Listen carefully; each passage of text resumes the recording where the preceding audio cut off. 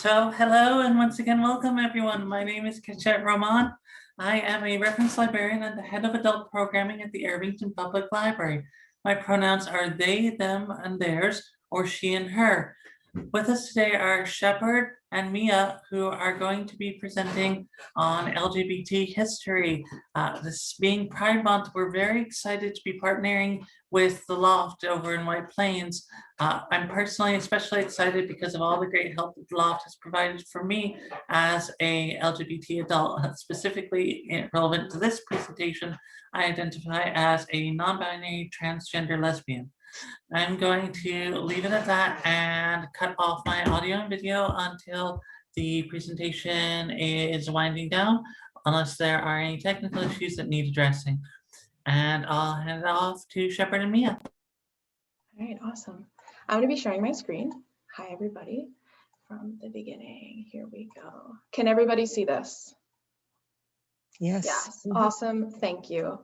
Okay, cool. So hi, everybody. Thank you so much for having us today. My name is Shepard, and I am joined here with my colleague, Mia, and we are going to be talking about Pride Through Time, highlighting the contributions made by queer communities of color and gender expansive communities to the LGBTQ+ movement. And that is a big title. We are going to get into it as much as we possibly can. So today we are going to be highlighting some of the work queer people of color and trans and/or trans and gender expansive people have done to get us where we are today in Pride Month as a community. So I do want to welcome everybody into this space and invite everybody who is here to introduce yourself in the chat. You can introduce yourself with your name, your pronouns if you choose to. So your pronouns are the words that replace your name in a sentence, like she or he or they or any other word that you use to take the place of your name in a sentence.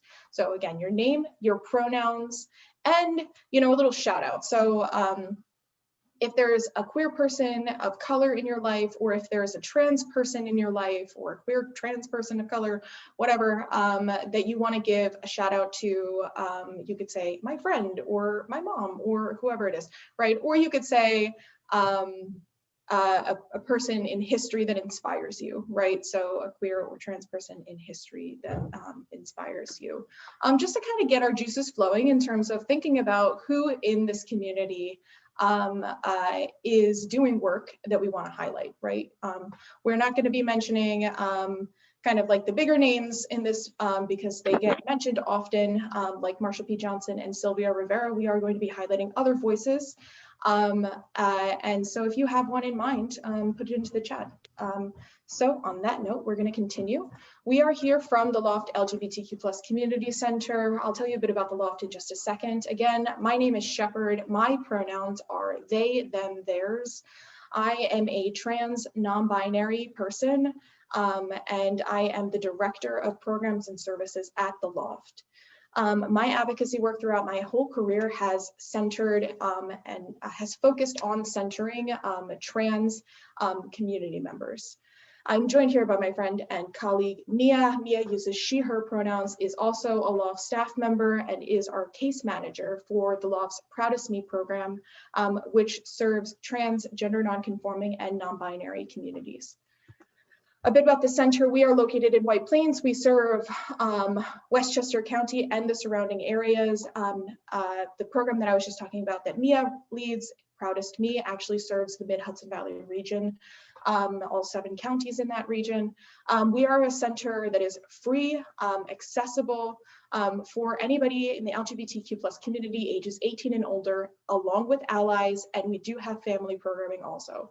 So support groups, social groups and activities, assistance and advocacy programs, including Transmission, which is a scholarship fund for trans community members, and also Rebuilding Rainbows, which is a survivor support program for LGBTQ survivors of abuse, health and wellness programs, including PROUDWST Me, education and special events. If anybody's interested in getting involved in Westchester Pride, we have a whole month of virtual events still happening. You can learn more on our website, which is listed below, loftgaycenter.org, and also our contact information is on this screen as well. So we're going to dive right in, right? But before we begin and we kind of like talk about contributions to the community, we do need to set some foundation. So when breaking down the differences between sex, gender, expression, and sexuality, there can be a few common misconceptions that come up. So I do want to just take a minute and go through this and, you know, kind of debunk any myths that might be popping up in people's brains. So this is the gender unicorn. It is not a LOFT depiction. It is created by Trans Student Educational Resources, as seen at the top. The first little thing that we're going to kind of pull out from the gender unicorn is sex, okay? So sex assigned at birth. Sex is a person's anatomy, right? A person's anatomy or genetic makeup is their sex, right? Usually, people assume that sex is gender, but sex is not gender, and I will get to that in a second, right? So sex is largely physical and genetic, right? It's internal and external. And usually people kind of think of sex in terms of a binary system, right? Of female and male, right? Female sex and male sex. Although that ignores people who are intersex, who have characteristics that don't neatly fall into female or male. So all of this is to say, sex is genetic and it is the physical component. Gender identity, on the other hand, is not. Gender is not physical. It is how you think, it's how you feel, it's how you perceive yourself in relation to the world that you live in, right? So gender is female, woman, girl, male, man, boy, anything else, literally anything else. And it can be a spectrum. It can be one thing one day, a different thing another day. It can change over time. And all of it is valid, right? The other thing about gender is that it is a societal construct, right? Gender differs depending on where you live, right? What it means to be a female differs here than it does in India. It differs here in New York than it does in Texas, right? Because roles that we have for different identities differ from place to place, from culture to culture. So the important thing to note is that sex is physical and internal, but sex is not gender, right? Gender is you. You decide your gender, you enunciate your gender. It is not determined based on your body, okay? The other thing is gender expression, right? So gender expression is this outside of the unicorn. It is how you present yourself and your gender to other people, and is how it's how you express yourself. That's simply put, right? It's the way you wear your hair. It's the way that you dress. It's your body language. It's your mannerisms. It is your name, it's your pronouns, it is your expression, okay? So your expression can be feminine, masculine, anything else, but the bottom line is how you look on the outside does not have to determine how you feel you are on the inside. And it also has nothing to do with your body. So we know tons of people who present masculinely, for example, and are female. Right? We know plenty of people who never wear dresses but identify as women. Okay, right? We also know, oh, I'm going the wrong way. We also know plenty of people who maybe paint their nails and wear their hair long, or maybe wear skirts but identify as male, right? So all of these categories are separate, and I just want to make sure to point that out. The way that people's bodies are does not determine how they identify, and they can express themselves however they want. And that is all fine and dandy, and we love it. Okay, the last thing I want to point out is that sexual and romantic attraction and emotional attraction are separate also, right? Who you are attracted to sexually or physically does not have to be who you're romantically or emotionally attracted to.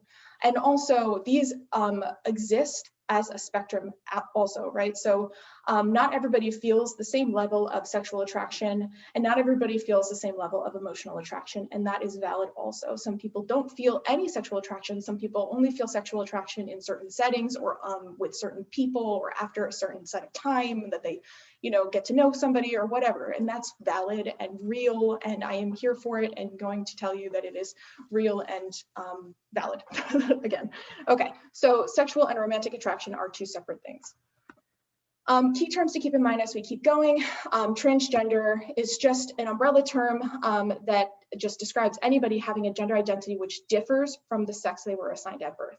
Okay, so if your gender is different from society's understanding of what it should be, I guess, based on the sex you were assigned at birth, you may identify as trans. It may be a label that you accept for yourself. Cisgender is used to describe a person whose gender identity corresponds to or matches the sex one was assigned at birth. So somebody who is not trans is cisgender, right? So you could say trans, transgender, cis, or cisgender. Cisgender means if your gender identity corresponds to the sex you were assigned at birth. Non-binary, an umbrella term for gender that doesn't fit neatly within the binary categories of female or male, including those who are neither, those who are both, those who are a combination, or those who are another gender altogether, right? And it is a broad umbrella that we're not going to dive deep into tonight, but just knowing that gender does not exist neatly into two boxes is where we're going to start with that. LGBTQ plus, lesbian, gay, bisexual, trans, transgender, queer, plus, intersex, demisexual, asexual, pansexual, so on and so forth. BIPOC. BIPOC means Black, Indigenous, People of Color. You might hear that in our workshop. I think you're going to hear the next one a little bit more though. QTPOC. QTPOC means Queer, Trans, People of Color. It's just a shorter way of saying that, right? So queer people of color, trans people of color, or we're talking about a whole community, queer, trans people of color, QTPOC. Okay, so those are just some common things. We might also say TGNCNB, which would be trans, gender non-conforming, non-binary. So again, trans, gender non-conforming, non-binary, TGNCNB. We'll just be mindful of the kind of acronyms we're using to explain things as we move. Okay, putting things into focus. So diving deep, to fully have a discussion about the voices in our movement that our movement has benefited from, but has not yet been heard, we are going to unpack a little bit of the backstory around language in relation to gender constructs and discuss why it's important to center that in today's work, along with highlighting the work of 3 different activists that are doing work in this area. Okay, so again, language is important. The words we use matters. As allies, and I'm gonna boldly assume that whoever's here or watching is working toward being an ally to the community.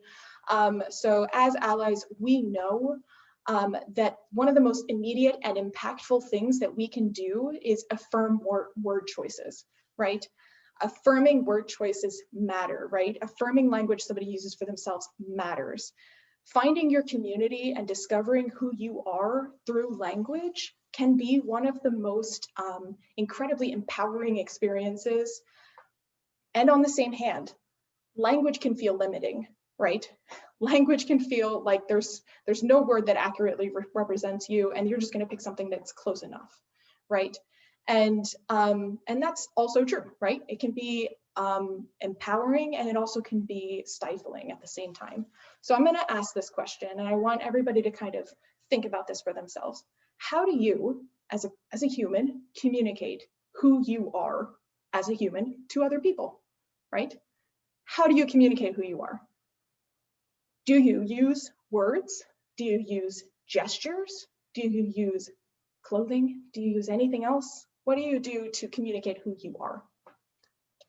And on that note, what is the most effective thing that you do to communicate who you are, right?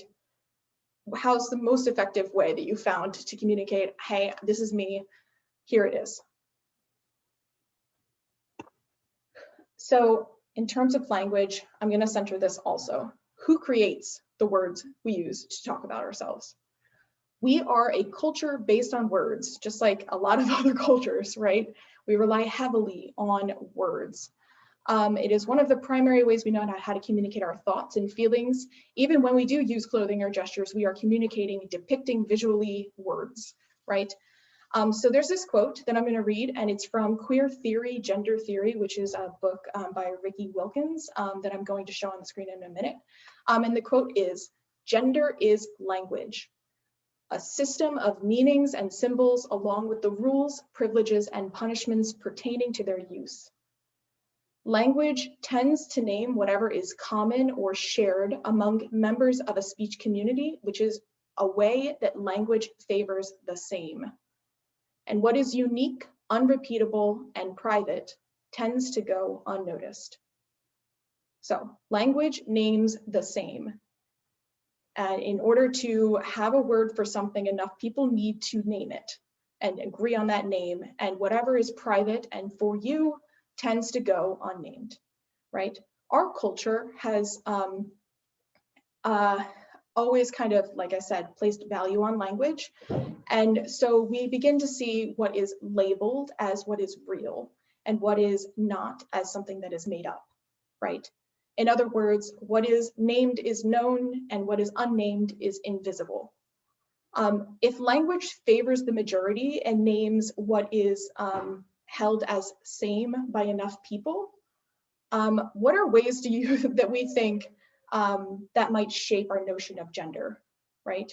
If those in power are making language, right? Those in the majority, historically speaking, are making the language of how we understand gender in a historical context. How do you think that shaped our gender in our society and how it comes to be, right? It shapes it a lot, right? Because who has been in power? Predominantly white, cis, straight men, right? With money, with privilege. They're, historically speaking, creating the language that's in the books that is pathologized, I can't say it, you know what I mean, distinguishing who is right and who is wrong and who has language that talks favorably about them and who does not, right? What impact has this had on the LGBTQ plus community? Tons and tons of impact. Gender is language, right? Understanding who we are is language. If you don't have language, you don't have community, you don't have connection, there's no common thing to rally under, right? So language is super important.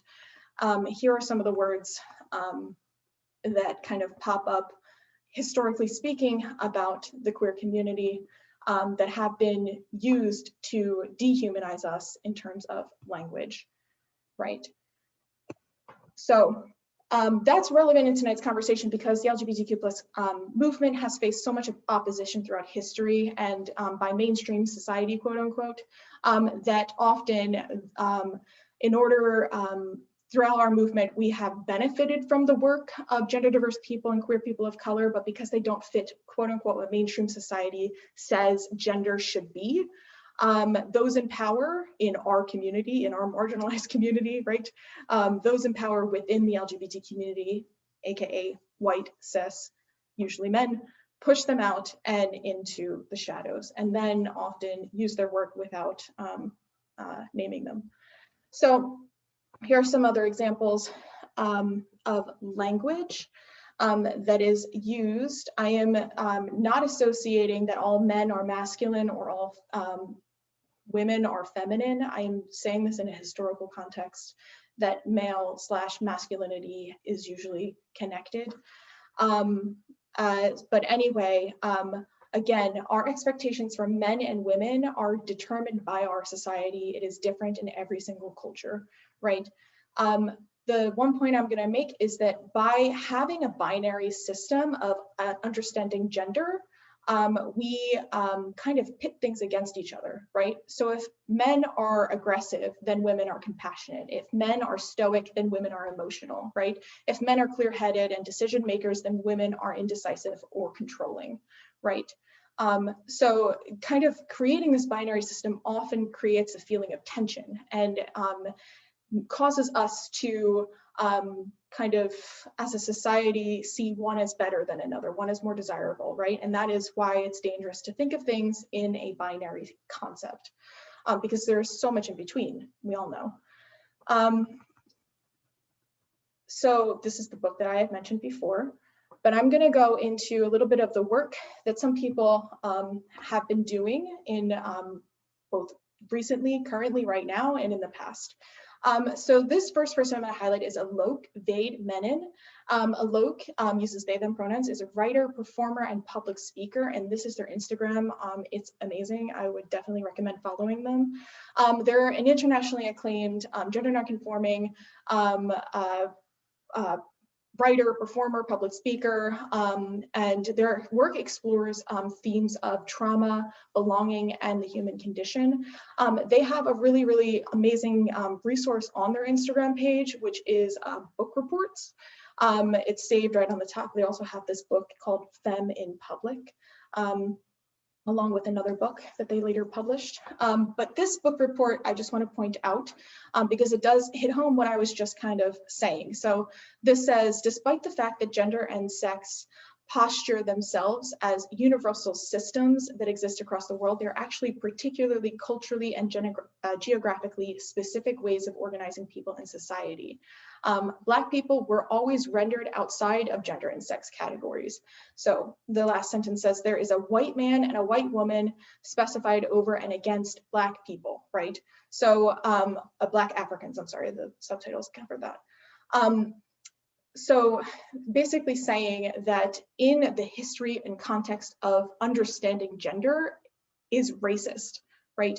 The standards of being a man and a woman are not only limiting in terms of roles that people play in society, but also how they play those roles and what culture is represented in those roles.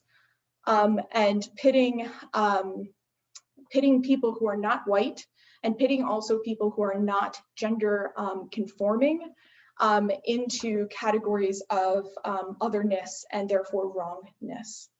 I am going to quickly highlight, because I have 2 minutes till I pass the mic, a few other people. So this first person is a really amazing activist, Ernestine Eckstein. Hard to pronounce the last name for me, but Ernestine is her name. Many people believe that the modern gay rights movement, as people say, was kind of born out of Stonewall. However, what a lot of people don't really know or remember often is that it actually was started like 20 years before. At least, and in our society, right? So it started actually with the Mattagine Society, which was formed in LA in 1950, representing gay men. And they're most famous for picketing in suits. And again, to kind of uphold this notion of like mainstream, we're just like you, we're not like those queer people, whatever, you know, so they picketed in suits. Then in 1955, another organization called the Daughters of Bilitis was formed that represented lesbians, and it was a lesbian movement. Ernestine is seen here. She's 23 years old, picketing with a bunch of white gay men for the Mattagine Society. And I think that that's a really, really powerful thing. She's picketing in front of the White House at a time where she could have been penalized, lost her job. She's an incredible person. I have a podcast that I'll link in the chat later if you want to learn more about her.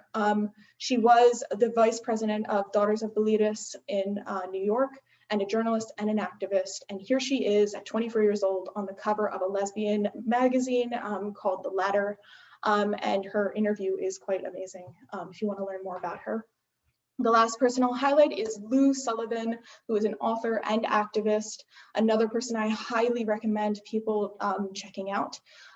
Historically, people kind of said, you're trans if, you know, here's one of the things that they said, you're trans if you are attracted to the opposite sex, right? So meaning if you're straight, you have to be straight in order to be trans.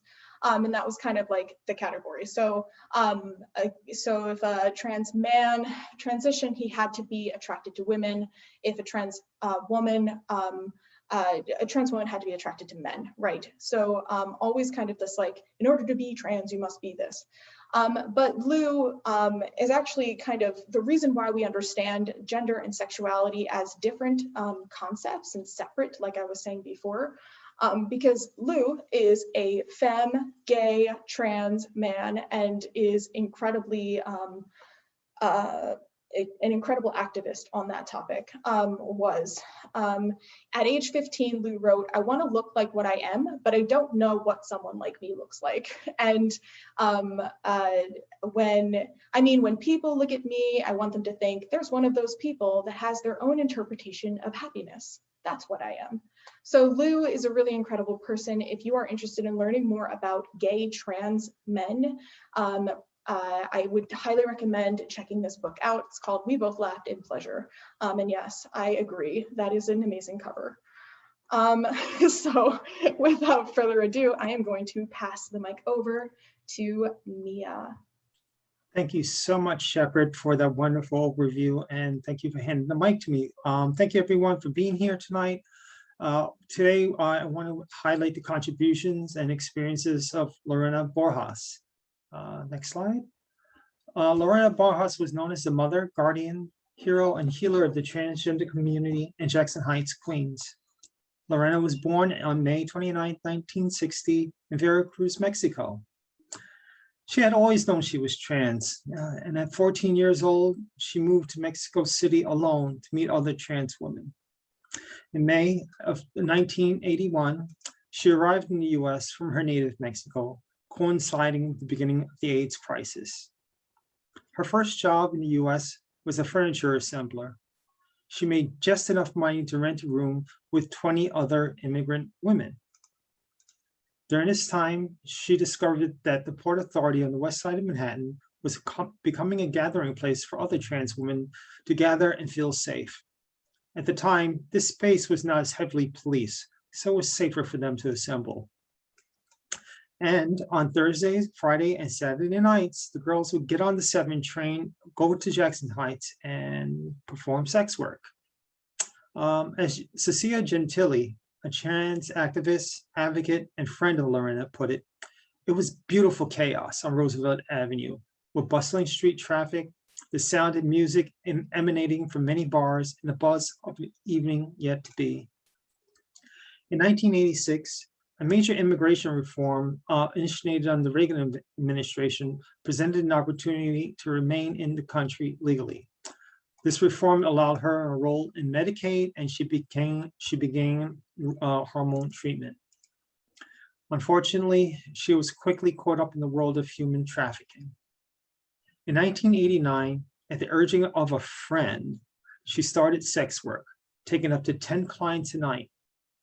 Her benefactor, who arranged the client visits, took a cut of her profits. The amount taken was suspected of being much larger than agreed. Tragically, she devolved into a world of drugs and alcohol to help her cope with this horror. Next slide. In 1994, the war on drugs was in full force, with harsh penalties even for small amounts of drugs. Additionally, harassment by police was all too common.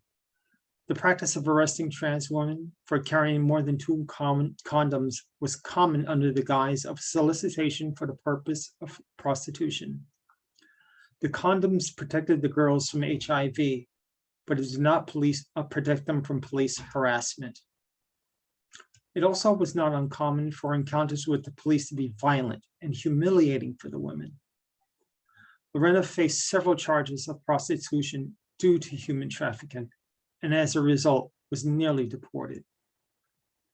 Due to the tensions between protecting herself by using condoms, customers paying extra for unprotected encounters, and constant police harassment, she was exposed to and eventually diagnosed with HIV in the mid-1990s.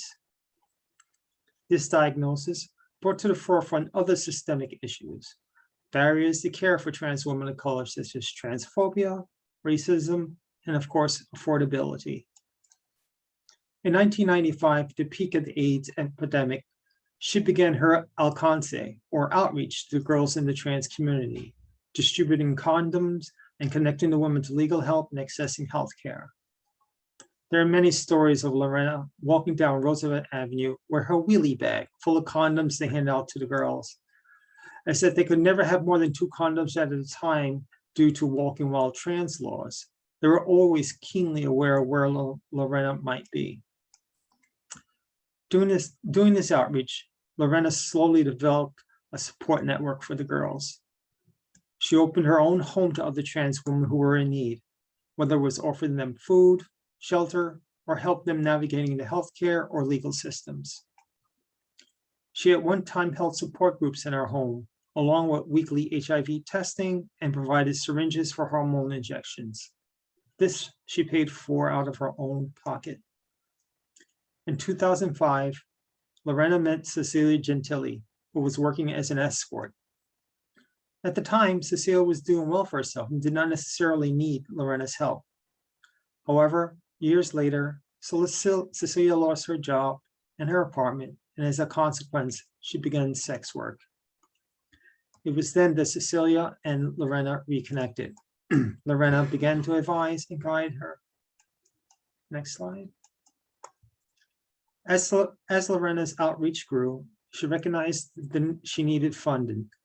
She began soliciting not-for-profits to assist with bail, housing, food, transportation, and legal fees to help the trans women caught up in human trafficking and sex work.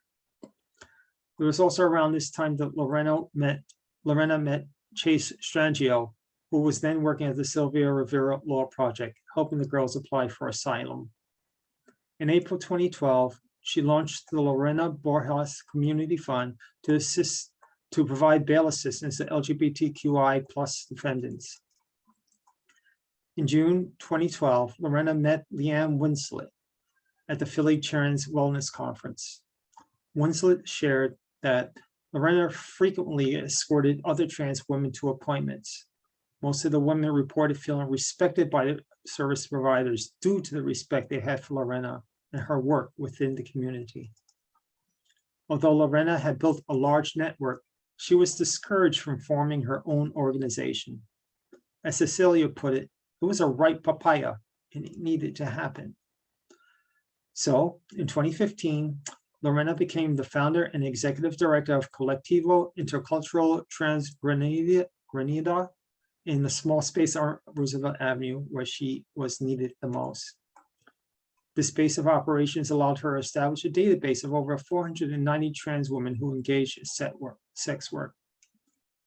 In spite of all her good work within the trans Latinx community, she was still facing pending litigation from prior legal entanglements around sex work.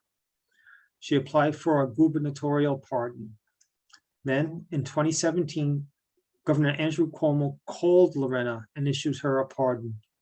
This in turn allowed her to apply for naturalization. So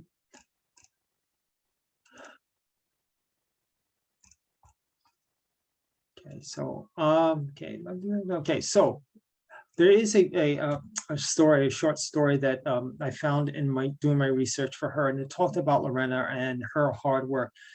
As mentioned in the earlier slides, that Lorena actually came from Mexico, and during that trip and where she lived, speaking English wasn't something you had to learn. You can get along in certain neighborhoods and never speak a word of English, and this was what happened to her while she was in Jackson Heights, and actually turned out to be one of her major insecurities, that she did not speak English well. However, she did learn what she could. And there was a story by Cecilia Gentilly shared during the NPR podcast where she said that Lorena had called her and says, "Cecilia, call me back." And Cecilia says to her, "Well, why can't we talk now?" Lorena insisted. So Cecilia called her back as Lorena had asked, and it went to Lorena's voicemail. It was in English. She was so proud of that message, Cecilia shared as she wept softly. To me, that was a very touching story of her strength, her resilience, and just trying to live as well as she could. Next slide. At the beginning of 2020, the dismissiveness of the US government around COVID-19 proved to be devastating for the US, especially for communities of color, in particular the marginalized folks of the trans migrant community. Soon, the greater Jackson Heights, Elmhurst area will become the epicenter of the pandemic. Then, on March 13, 2020, Lorena was admitted to Elmhurst Hospital with what seemed like symptoms for COVID-19. She was shortly released to recover at home and await the results of her COVID test. However, her symptoms worsened and her friends advised her to go to the hospital right away, but finding a COVID bed was nearly impossible. Finally, she found one at Coney Island Hospital with the help of her trans family. Sadly, on March 30th, 2020, Lorena Borjas died from COVID-19 at the age of 59.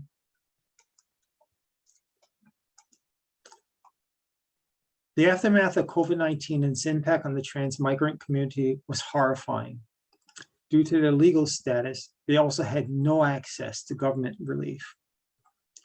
As a result of Lorena's constant outreach, there was a creation of mutual aid funds to help trans women affected by COVID-19. This has continued beyond her expiration. In October 2020, her team helped expand her organization, creating a multi-service organization for trans folks. On the first anniversary of Lorena's death, Baxter Street in Jackson Heights, Queens, was renamed Lorena Borjas Way. Finally, in April 2021, Lorena's ashes were finally laid to rest, with hundreds attending services virtually. My final thoughts on Lorena: her life was indeed full of tragedy, but also of joy and resilience. She never gave up her vision. She never gave up on her people. She never gave up on her alcance, her outreach. Her influence and impact on the trans Latinx community can be seen through the good works of Cecilia Gentilly, Executive Director of Equity Consulting, the expansion of services at Collecto Intercultural Transgendio by Leanne Winslet, and the frontline work of Trans Latina Network led by Christina Herrera. All three of these ladies were mentored and loved by Lorena. In spite of all the hurdles and all the challenges, Lorena Borjas chose to serve her people, her community, the best way she could, by giving of herself, her time, her energy, selflessly, tirelessly. She is in many ways an unsung hero to mainstream society, but in the trans Latinx community, she is a giant, and I am honored to have shared her story with you. Thank you. Over to you, Shep.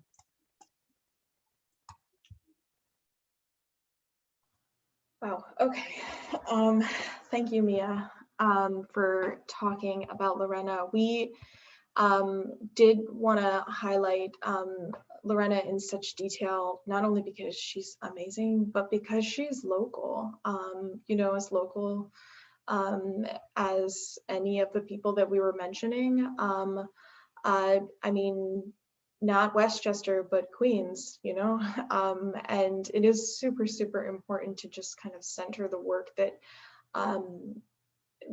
more local people are doing and give voice to that. And just so we kind of did want to have this community conversation now that we have finished, and we're going to pause the recording. But with the community conversation, we do want to continue thoughts about the work that has been highlighted, any feelings or takeaways or anything new you learned that you might want to share. But we also want to center the notion of keeping it going, right? So like we said, Lorena was a local person doing work in this kind of area. And I'm sure that there are others, maybe you shouted them out in the chat or you've thought about them since that opening question. Other people that you know who either historically have been doing work in this community and don't get enough attention, or doing it now and you want to give them praise or give us attention to them. And then what are ways we can continue this work moving forward? So what are ways we can be better allies, or what are ways we can continue highlighting work that's being done? And so we want to kind of just hold a bit of space for that conversation. So if we can pause the recording, we can start that.